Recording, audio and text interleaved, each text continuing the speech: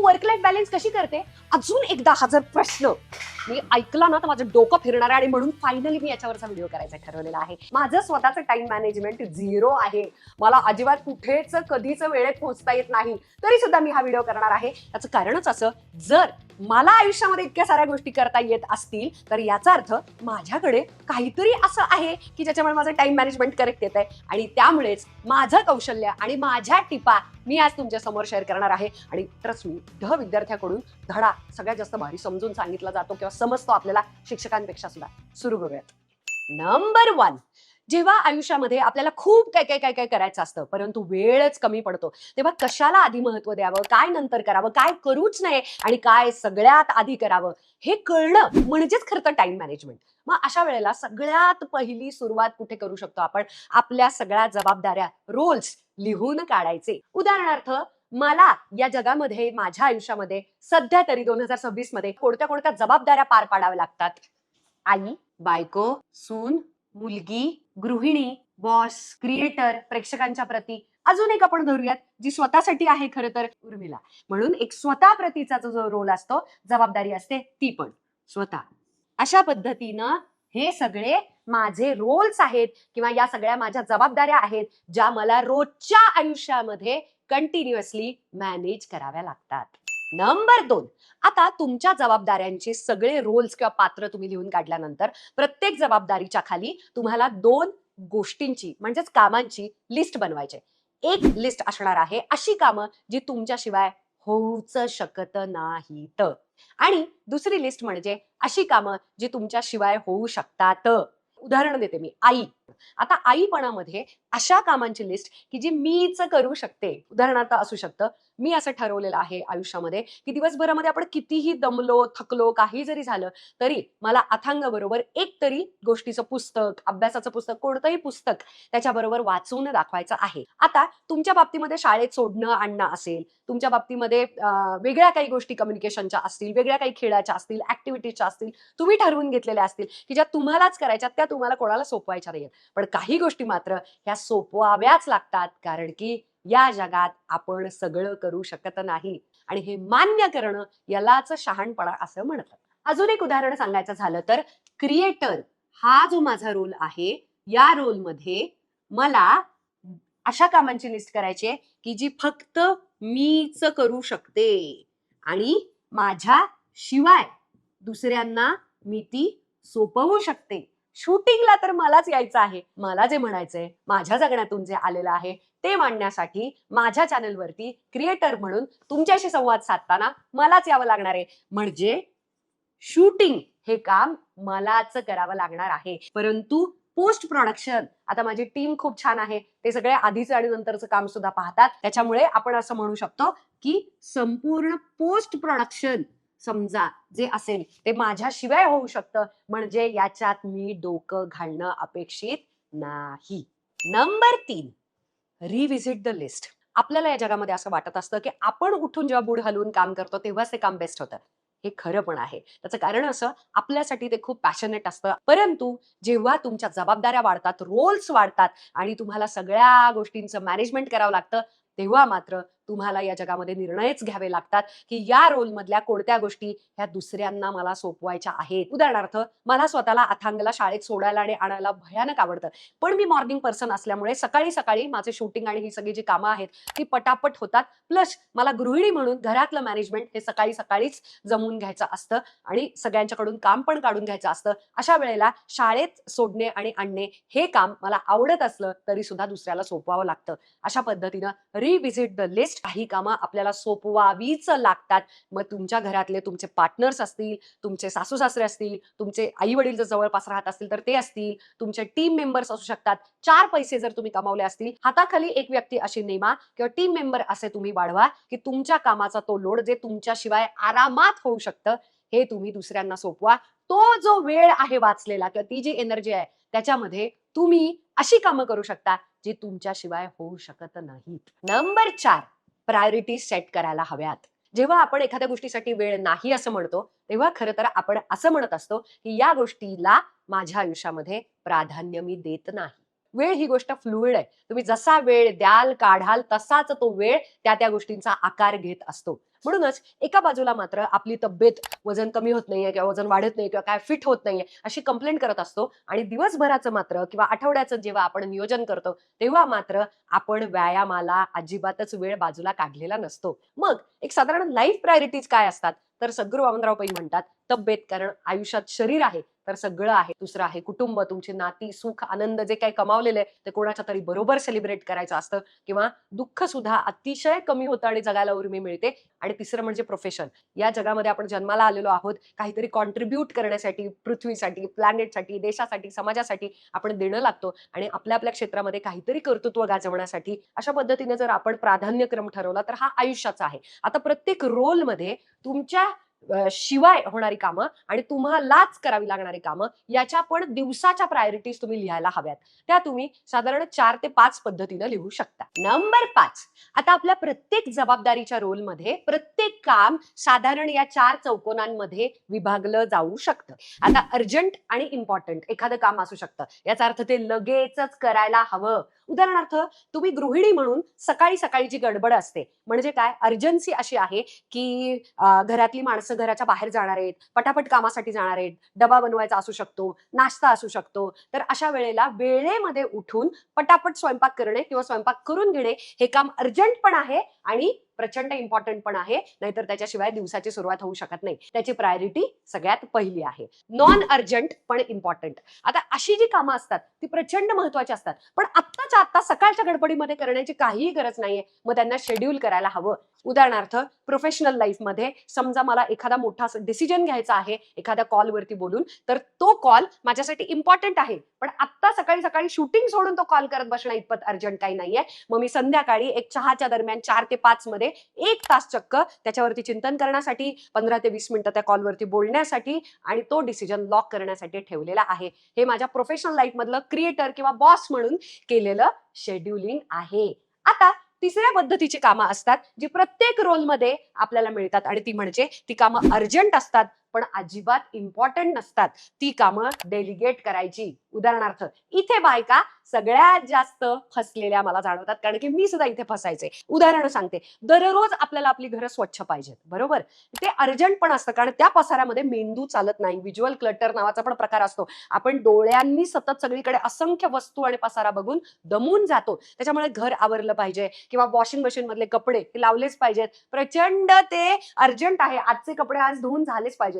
पण आयुष्यभराचं सगळ्यात इम्पॉर्टंट काम ते आहे की तुमचे काम, धंदे सगळे रोल सोडावेत आणि पहिली ती वॉशिंग मशीन लावायला बसायची किंवा पहिल्यांदा ते घर आवरायला बसायचं. इतकं ते इम्पॉर्टंट नाही, फक्त आजच्या दिवसभरामधलं मात्र ते अर्जंट आहे. अशी सगळी कामं तुम्हाला ओळखता आलीच पाहिजेत, आणि त्याच्यामुळे ती कामं दररोज करायची आहेत, पण सगळ्यात जास्त महत्वाची आयुष्यातली नाहीयेत, ती तुम्हाला डेलिगेट करायची आहेत, सोपवायचीच आहेत. आणि इथे खूप साऱ्या बायकांचं चुकतं असं मला जाणवलंय, पुन्हा एकदा, कारण ते माझं पण चुकायचं.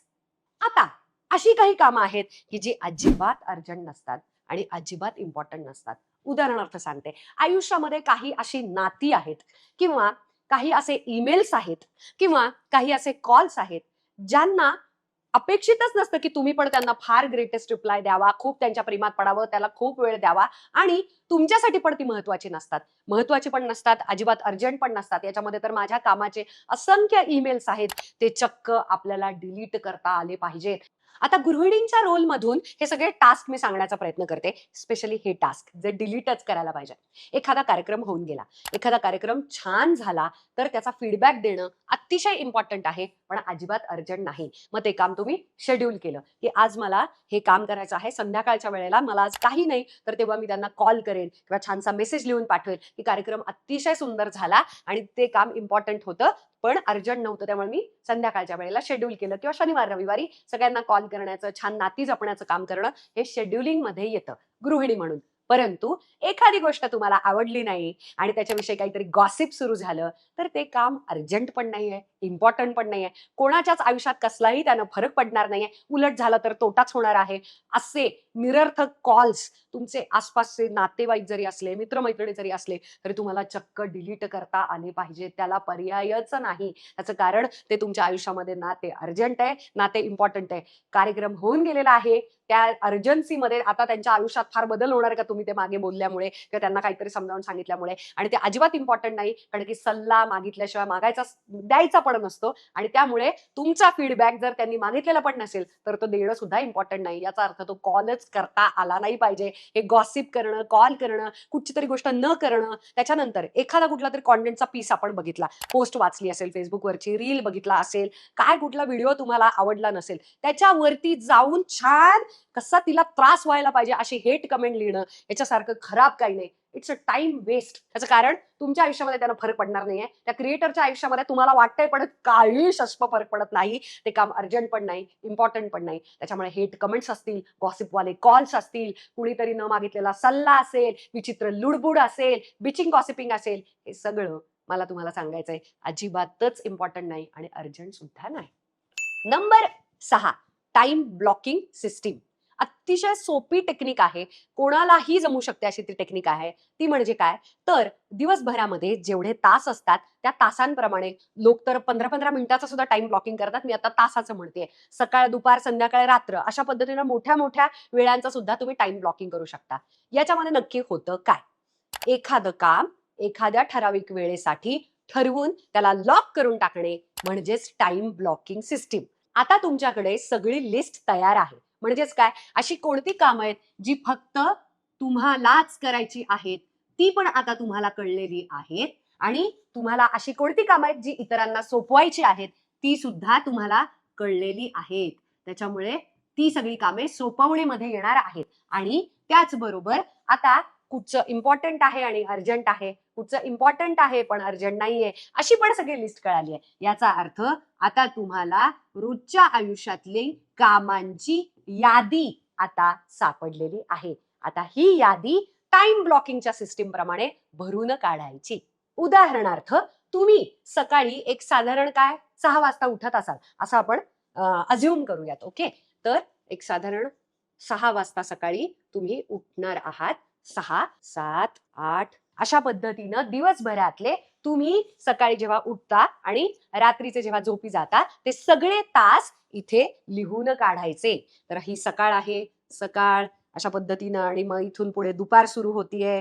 हा, आणि आपल्याला लिहायचे आहेत वार, सोमवार, मंगळवार, अशा पद्धतीनं फक्त तुम्हाला तुमचं तुमचं वीकली प्लॅनिंग जमलं पाहिजे. आणि टाइम ब्लॉक करणे म्हणजे काय, तर फक्त त्या त्या तासाप्रमाणे. आता आपण ढोबळ जाऊयात. तर बुवा काय, 6 वाजता उठल्यानंतर 6 ते 7 मध्ये या एवढ्याशा टाइम ब्लॉक मध्ये सोमवारच्या वेळेला मी काय करते, तर बुवा काय, सकाळी सकाळी माझा व्यायाम असू शकतो.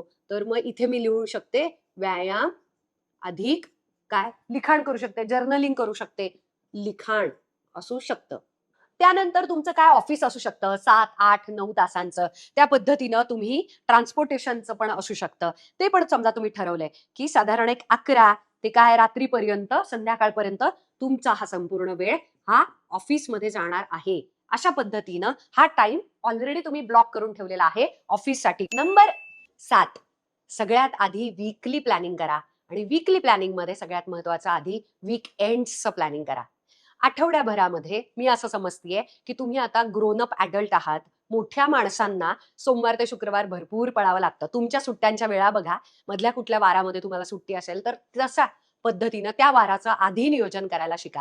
शनिवार आणि रविवार मध्ये तुम्ही काय काय करणार आहात, सगळ्या गोष्टींचं आधी नियोजन करा. त्याचं बुकिंग तुम्हाला आधीच करता येऊ शकतं. एखादं नाटक तुम्हाला बघायचं, एखादा चित्रपट तुम्हाला बघायचा आहे. माझ्यासाठीचा डिक्लटरिंगचा डे म्हणजे मी शनिवार ठेवते की कोणत्या कोणत्या गोष्टी आहेत माझ्या कपाटातल्या, वॉर्डरोब मधल्या, सगळ्या आसपासच्या, ऑफिस पासून सगळीकडे, की ज्या मला देऊन टाकायच्या आहेत, त्या सुद्धा मी काढण्यासाठीचा वेळ शनिवारचा काढते. अशा पद्धतीनं आधी वीकेंडचं नियोजन करा, कारण ते लॉक करता येतात. तुम्हाला प्ले डेट्स लहान मुलांचे नियोजन करायचं असेल तर दुसऱ्यांच्या बरोबर बोला, इतर पालकांशी बोला की तुम्ही येत्या शनिवारी संध्याकाळी काय करताय, तसंही काहीच ठरवलेलं नाही. आयत्या वेळेस मग अरे देवा आता शनिवारी पोरांना कसं खेळवायचं असा विचार करण्यापेक्षा आधीच तुम्ही जर प्ले डेट्स अरेंज केल्या, सेलिब्रेशन्स तुम्ही अरेंज करू शकता. इतरांना आमंत्रण द्यायचं असेल तर त्यांना पण ते नियोजन करता येतं. अशा पद्धतीनं शनिवार रविवार म्हणजे जॉय ज्याला म्हणतात आयुष्यामध्ये, आनंद करणं, सगळं कशासाठी चाललंय शेवटी? इतकं सगळं नियोजन, इतकं सगळं राबणं, काम करणं कशासाठी करतोय आपण? आनंद वाटत वाटत आनंद लुटण्यासाठी.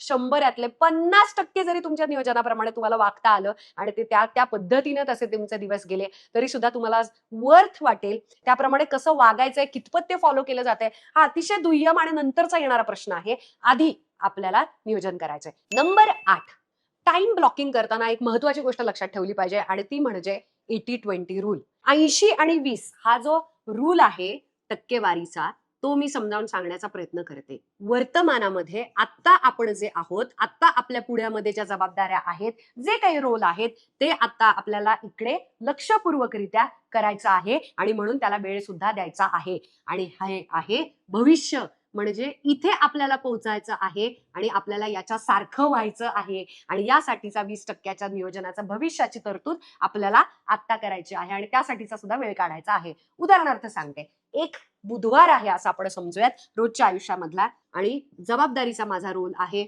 असू शकतो की तो म्हणजे आई.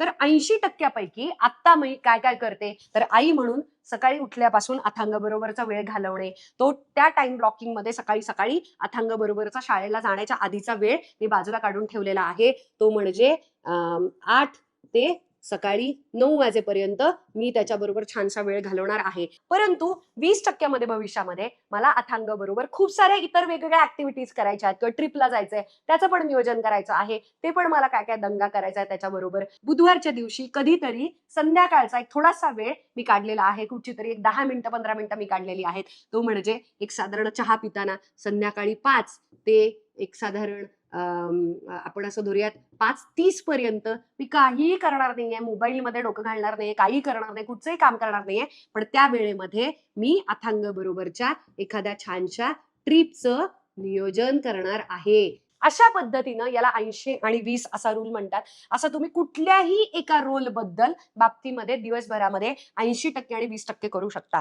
आता अजून एक तुमच्या समोर मी उदाहरण देते. तुम्ही जर एम्प्लॉई असाल किंवा तुमचा स्वतःचा उद्योग व्यवसाय असू शकतो, तुम्ही आता जे काम करत आहात त्याच्यामध्ये तुम्ही नाखुश आहात असं आपण समजूयात, तर दिवसभराचं काम तर 80%चं तुम्हाला डेली करायलाच पाहिजे, ऑफिसला तर जायलाच पाहिजे, नवीन नोकरी मिळेपर्यंत, नवीन उद्योग व्यवसाय सुरू होईपर्यंत असलेलं प्रोजेक्ट तर करायलाच पाहिजे. ते करताना मात्र सोमवार ते रविवार मध्ये, शनिवार रविवार तुम्ही काढू शकता किंवा वीकडेज मध्ये पण काढू शकता, एक अशी 10 मिनिटं असतील, अर्धा तास असेल किंवा 1 तास असेल की ज्याच्यामध्ये मी बुवा काय लिंक्डइन वरती बसेन, वेगवेगळे फॉर्म्स चेक करेन, वेगवेगळे अपॉर्च्युनिटीज चेक करेन, कोणाकोणाला कॉल्स करेन, ईमेल्स पाठवेल, स्वतःचा रेझ्युमे किंवा बायोडेटा अपडेट करण्याचा प्रयत्न करेन आणि पुढच्या भविष्यातल्या माझ्या नोकरीसाठीचा प्रयत्न दररोजच्या दिवसामध्ये थोडासा बाजूला टाइम ब्लॉकिंगसाठी काढून ठेवेल. अशा पद्धतीनं 80 आणि 20%चा रूल लागू होतो आणि तो अतिशय महत्वाचा असतो. आपण एका बाजूला म्हणतो एक की माझ्यासाठी हे आयुष्यात खूप महत्वाचं आहे, परंतु ऍक्च्युअली टाइम ब्लॉकिंग करताना,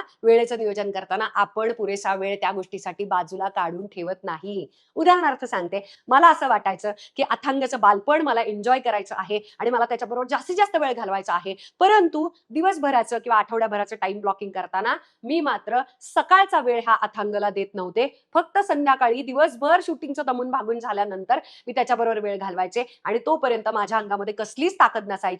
माझ्या आयुष्यातला 80% 50% जाऊ दे, अक्षरशः मला लक्षात येत होतं 5% भाग मी माझ्या बाळासाठी देते, माझ्या वेळ आणि एनर्जी 5% मी फक्त माझ्या बाळाला देते आणि मी म्हणते माझ्यासाठी तो रोल मात्र 80% इतपत इम्पॉर्टंट आहे आणि वेळ देताना मात्र टाइम ब्लॉकिंग मॅनेजमेंट करताना मात्र सगळ्यात कमी वेळ मी त्याला देत होते. तर ही जी तफावत आहे ती तफावत काय करते, तर फक्त आपल्याला कंप्लेनिंग आणि ताणच्या त्या सुरामध्ये नेते. ऍक्च्युअली मात्र नियोजन करताना आपल्यासाठी काय इम्पॉर्टंट आहे, मग आपण कसा वेळ बाजूला काढायला पाहिजे आणि त्या पद्धतीनं आठवड्याचं टाइम ब्लॉकिंग कसं करायला पाहिजे हे ठरवायला हवं.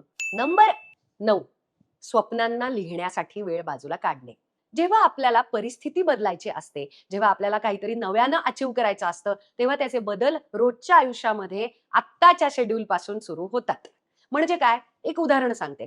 एखादी आई असेल जिला स्वतःचं वाढलेलं वजन आवडत नसेल आणि तिला फिट व्हायचं असेल, वजन कमी करायचं असेल, तर एका बाजूला ती सतत कंप्लेंट करत राहते, परंतु जेव्हा टाइम ब्लॉकिंग करायचं असतं, वेळेचं नियोजन शेड्युलिंग करायचं असतं, तेव्हा मात्र व्यायामासाठी अजिबातच वेळ बाजूला काढत नाही.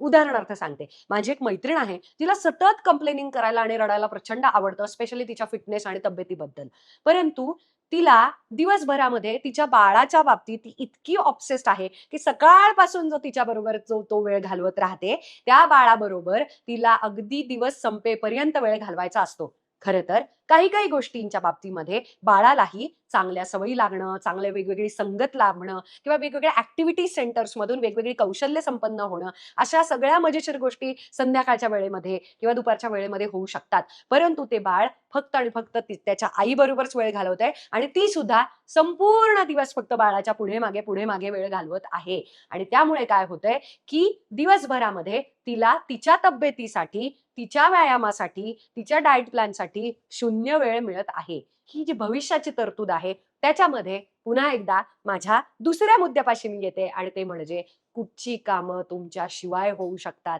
या बाबतीत प्रचंड प्रामाणिक राहणं. अजूनही मी पुन्हा एकदा त्या यादीकडे मी रिव्हिजिट करा असं सांगेन. अशी कोणती कामं आहेत की जी तुम्ही नाही केली तरी चालणार आहेत. बऱ्याचदा स्त्रियांची परिस्थिती उत्तम असते, परंतु स्वयंपाक असू शकतो, घर त्यांनाच आवरायचं असतं, अशाच पद्धतीनं घड्या घालायच्या असतात, हे त्यांनाच करायचं असतं, तिथे त्यांनाच हजर राहायचं असतं. हे जे सगळं आहे, हा जो अट्टाहास आहे की सगळं मीच करेन, याच्यामुळे त्यांना उसंत मिळत नाही, वेगळा वेळ मिळत नाही, आपण अपडेटेड राहत नाही. कारण कुठचा चांगला कॉन्टेंट आपण कंझ्युम करत नाही, चांगली पुस्तकं आपण बघत नाही, बाहेर समाजामध्ये काय चाललंय त्याच्या करंट अफेअर्स हे ते आपल्याला काहीही पडलेलं नसतं आणि आपल्या एवढ्या विश्वामध्ये आपण रमून जातो. कारण दिवसभराच्या शेड्यूलमध्ये आणि वेळ स्पेंड करण्याच्या आपल्या पद्धतीमध्ये, सवयींमध्ये कसलाही बदल होत नाही. नंबर 10, इतकं सगळं वेळेचं नियोजन केल्यानंतर सुद्धा जर तुम्हाला तुमचंच वेळेचं नियोजन फॉलो करता आलं नाही तर काय करायचं? तरीही याच्यामध्ये फायदा आहे. प्लॅनिंग करत राहायचं, जास्तीत जास्त केलेलं प्लॅनिंग फॉलो करत राहायचं. चं कारण सांगते, जेव्हा तुम्ही नियोजन करायला लागाल, लिहून ठेवायला लागाल, टाइम ब्लॉक करून ठेवायला लागाल, त्याच्यानंतरच तुम्हाला कळणार आहे की एक्झॅक्टली मी कुठे वेळ वाया घालवते, माझा वेळ नक्की कुठे जातो, मी एखाद्या वाराच्या दुपारच्या दिवशी मी काय करते, एखाद्या वाराच्या सकाळचा दिवस माझा कसा जातो, अरे संध्याकाळ माझी कशी जाते, आणि याचं तुम्हाला अवेअरनेस येईल, तुम्हाला भान येईल आणि ते जे भान आहे ते तुम्हाला जगातली सगळ्यात भारी क्लॅरिटी देईल. हे वर्ष इतर मागच्या सगळ्या वर्षांपेक्षा जर वेगळं जावं असं तुम्हाला वाटत असेल तर तुम्ही वेळेचं नियोजन करायला हवं, ते जास्तीत जास्त फॉलो करायला हवं. आणि ते फॉलो नाही जरी झालं तरी सुद्धा तुमचा वेळ नक्की कुठे जातोय आणि नक्की कुठे गडबड होतीये याचं भान जरी आलं तरी सुद्धा तुम्ही इतरांना ब्लेम करणार नाही, तुम्ही इतरांना दूषणं देणार नाही, तुम्ही नशिबावरती वगैरे सगळं सोपवणार नाही, तर त्याची जबाबदारी तुम्ही घ्याल की माझ्या आयुष्यामध्ये मीच वेळ अशा पद्धतीने वाया घालवते, मीच वेळ खूप कमाल करतेय, खूप कमाल देतेय, मी मस्त फाईट करतेय, काम करतेय, मी खरंच दिवसभरामध्ये भरपूर अभ्यास माझा होतोय, चांगलं नियोजन होतंय, आपल्याला वाटत होतं आपण करत नाहीत आणि उगाच गिल्ट घेतोय किंवा गिल्ट घ्यायला पाहिजे आणि दुसऱ्यांना दोष देतोय. आणि मग हळूहळू तुम्हाला तुमची कारणं सापडली की सगळं वेळेचं नियोजन फॉलो सुद्धा करता येतं. मी सुद्धा करत करत शिकत आलेले आहे आणि खूप वेळा फसून, गडबड होऊन, वेळ वाया जाऊन, एनर्जी वाया गेल्यानंतर मी या पद्धती डेव्हलप केलेल्या आहेत. अतिशय जुन्या या टेक्निक्स आहेत. टाइम ब्लॉकिंग करणं, आठवड्याचं नियोजन करणं, तासांना लॉक करून ठेवणं, अशा पद्धतीनं मी माझं आयुष्य जगण्याचा प्रयत्न करते. आणि हे जे सगळे रोल्स आहेत, आई पण असेल, क्रिएटर असेल, माझी कंपनी रन करणं असेल आणि स्वतःसाठीचा सुद्धा वेळ देणं असेल आणि आनंद लुटण्यासाठीचा, एन्जॉयमेंटचा सुद्धा वेळ असेल, या वेळेचं असं सुंदर नियोजन करण्याचा प्रयत्न करते, जास्तीत जास्त फॉलो करण्याचा प्रयत्न करते. तरी सुद्धा माझे कैक दिवस, तास वाया जात असतात. डोंट वरी, हे याच्यामधून सगळेजण जात असतात. याच बरोबर कशालाही आपण व्हिज्युअलायझेशन म्हणतो आणि कशालाही आपण मॅनिफेस्टेशन म्हणतो. 2026 मध्ये तुम्हाला जर व्हिज्युअलायझेशन करायचं असेल, काहीतरी कमाल मॅनिफेस्ट करायचं असेल, स्वतःचा विजन बोर्ड तयार करायचा असेल, अंतर्मनाचा कौल जाणून घ्यायचा असेल, तर या सगळ्या प्रश्नांची उत्तरं देणारा मी ऑलरेडी एक व्हिडिओ करून ठेवलेला आहे. या व्हिडिओ नंतर तो व्हिडिओ बघायला अजिबात विसरू नका. शेवटपर्यंत व्हिडिओ पाहिलात त्याबद्दल खूप खूप थँक्यू. I love you.